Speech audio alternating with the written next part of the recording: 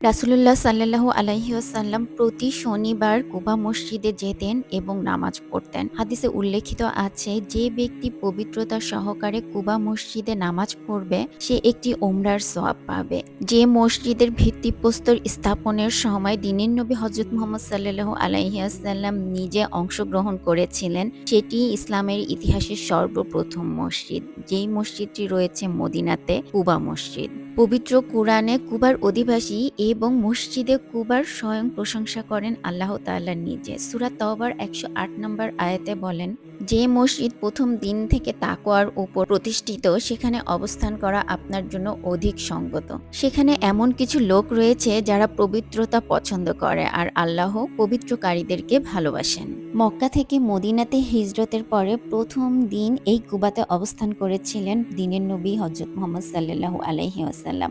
এই মসজিদের ভিত্তিপ্রস্তর স্থাপনের সময় সাহাবীদের সাথে সাথে মহানবীও এর কাজে অংশগ্রহণ করেন এবং কেবলার দিকে প্রথম পাথরটি মহানবী সাল্লাল্লাহু আলাইহি ওয়াসাল্লাম নিজ হাতে স্থাপন করেন। এর পূর্বে মহানবী সাল্লাল্লাহু আলাইহি ওয়াসাল্লাম মক্কাতে কোনো মসজিদ নির্মাণ করেননি। কুবা মসজিদের জায়গাটা ছিল হযরত কুলসুম রাদিয়াল্লাহু তাআলা আনহু এর খেজুর শুকানোর পতিত জায়গা। মহানবী সাল্লাল্লাহু আলাইহি ওয়াসাল্লাম এখানে ১০ দিন বা কেউ কেউ বলেন ১৪ দিন অবস্থান করেছিলেন এবং তার আতিথ্য গ্রহণ করেন।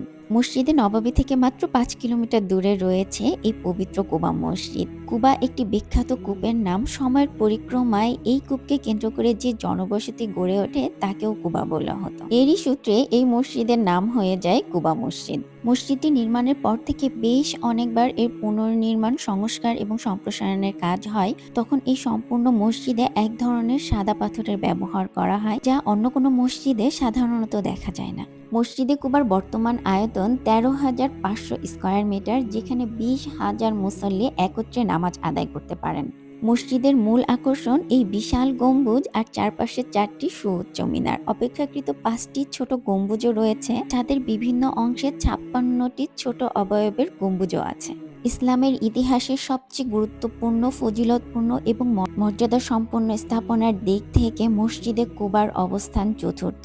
প্রথমটি মক্কার কাবা হারাম শরীফ, দ্বিতীয়টি মসজিদে নবাবী, তৃতীয়টি জেরুজালেমের মসজিদ আল আকসা এবং চতুর্থটি এই মসজিদে কুবা।